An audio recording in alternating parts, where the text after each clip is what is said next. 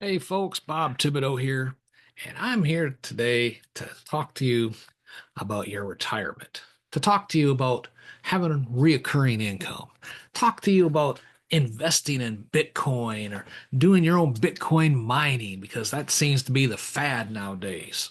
Well, I'm also here to be realistic with you, okay? To give you a mining reality check. Let's get specific. If you want to mine just one Bitcoin, let's say you want to mine one Bitcoin. Right now, Bitcoin is about $104,000, something like that. It goes up and down. But if you wanted just one Bitcoin, if you could have one Bitcoin, man, that'd be awesome, wouldn't it? Well, you can go out and buy it if you had $104,000. Most people don't. So if you wanted to do that, you could go out and buy the equipment to mine your own Bitcoin. And to let's say you wanted to do that in 1 year, you want to have one Bitcoin in 1 year. Well, Bitcoin is mined off something called a hash rate. There's a required hash rate to mine one Bitcoin. The current global Bitcoin network hash rate is about 600 exahash per second. Now, what's an exahash? I don't know. It's too big for me to figure out. Okay. But uh, it's, they said, I'm reading the notes here, it says 600 ehash per second. Now, that's just an astronomical number to most of us. But to earn one Bitcoin in 1 year, you'd need to contribute roughly 3,650 terahash to the network. Okay. That's what you would have to contribute to earn one Bitcoin in a year. A Bitcoin is mined about every 10 to 12 minutes. All right. So for you, that's that 600 exahash per second type thing. That's the global hash rate for Bitcoin. For you to mine just one Bitcoin for yourself, you would only need 3,653 terahash per second to add to the network, and you would receive one Bitcoin at the end of 1 year. Now, that's a massive slice of the pie for one single Bitcoin. But like I said, there's hardware that is required. A popular miner, a popular Bitcoin miner right now is the Antminer S19J Pro, as an example. I'm going to bring this up and show you this here. Let me share this screen, put it over here. This is just off Amazon or Google or whatever it is. Okay. And here you see about $600 there. This is a new one for $1,700. Okay. So you get a used one on eBay and you don't know, there's no guarantees with it. So you might get it today and it works for a week and stops working. This would be a new one, about 1600 right in that area. Again, there's maintenance costs involved and all this other stuff involved as well. Come back over here and talk to you here. Now, you would need 35 of those machines for you to mine one Bitcoin. Technically 35.1, but let's say you'd have to buy 36 because you might have one go down, right? You need 36 of those machines. Now, that would total approximately $80,000, something like that. $80,000, but you could mine one Bitcoin. Oh, but we forgot the electrical costs. For those 35 machines, each machine pulls in 3.25 kilowatts continuously, 24 hours per day. So, all combined, you would be consuming about 114 kilowatts nonstop, 24 hours a day, all year long. At an average industrial electricity rate of 10 cents per kilowatt hour, your annual electrical bill would be somewhere around $100,000 added onto the cost of the machine. Now, one machine would be enough to drive you out of your bedroom. Let's say you put it in your bedroom. One, it's loud. Two, it's generating heat out the yin yang. Okay. You get 36 of these things running. That's why the people have the garage and they got multiple air conditioner units trying to keep it cool. They got the doors open in the summertime. They have some have liquid cooling to them because these things generate massive amounts of heat. So cooling alone and maintenance, cooling will add about 20% to your electric cost. That's another $20,000 a year. Maintenance and repairs. These things break down. You got to get them fixed.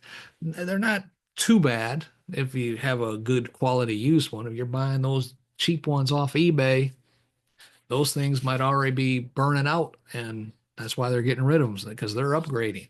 Well, they just tell you the average cost estimate is about $100 per machine per year. So you got 35 of those machines, that's $3,500 right there. So far, for you to mine your own Bitcoin, you're looking at your own annual operating costs, electricity 100,000, cooling 20,000, maintenance 3,500. So your total operating costs are $123,500 per year. Now, you also had to purchase those machines, right? So your grand total to mine one Bitcoin is going to be $87,812 for the hardware, $123,500 for the operating cost, for a total of $211,324 to mine one Bitcoin in 12 months, and the Bitcoin itself is only worth about $104,000. Think about that.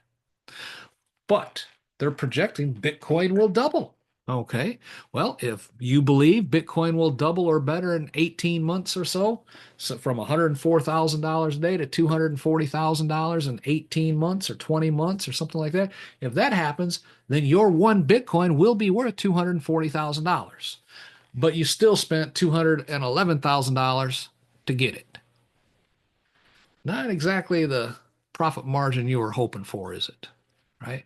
So to have $20,000 per month in Bitcoin value in 18, 20-month projection, you would need $360,000 worth of Bitcoin to generate the equivalent of $20,000 a month income over 18, 20 months. At a projected Bitcoin price of $240,000, though, that means you have to own 1.5 Bitcoin. So, to mine 1.5 Bitcoin, now your total cost would scale up to about $317,000 under the same model that we just laid out. So mining Bitcoin today as an individual is a high cost, very low margin, and high risk game. Amen. For most, it's simply not worth the upfront capital, energy costs, and maintenance risks. There are alternative strategies that you can get Bitcoin value returns in 18 months without needing a mining farm or risking $200,000 of your own money in doing that. One of the ways is you can buy Bitcoin on the exchanges, crypto.com, Coinbase, and all that stuff. You can buy Bitcoin yourself and just hold it. Okay. So if you invested $100,000, well, let's say you bought one Bitcoin today. Okay. Bought one Bitcoin, it would cost you $104,000 plus some fees. And if you're adamant in your faith that it will double in value, then in 2 years' time, you would have we'll say $240,000. Okay. And if you wanted to break that up into monthly income, you could pull out $20,000 per month, and that $240,000 would then be over within a year. Okay. But it's possible. And that's more of an option for I'd say 95% of people who want to invest in Bitcoin. They'll take $100 and buy $100 worth of Bitcoin, hoping that thing will go up. And it does. If it doubles, well, now your $100 is worth $200. If you invested $1,000, now it's worth $2,000. Still nothing to retire on, is it? All right. Well, in session number 2, right after this, I'm going to show you how you can start with as little as $500 and build a scalable compounding return that brings you toward the same $20,000 per month income goal. But it's only going to cost you a little over $500 to get started.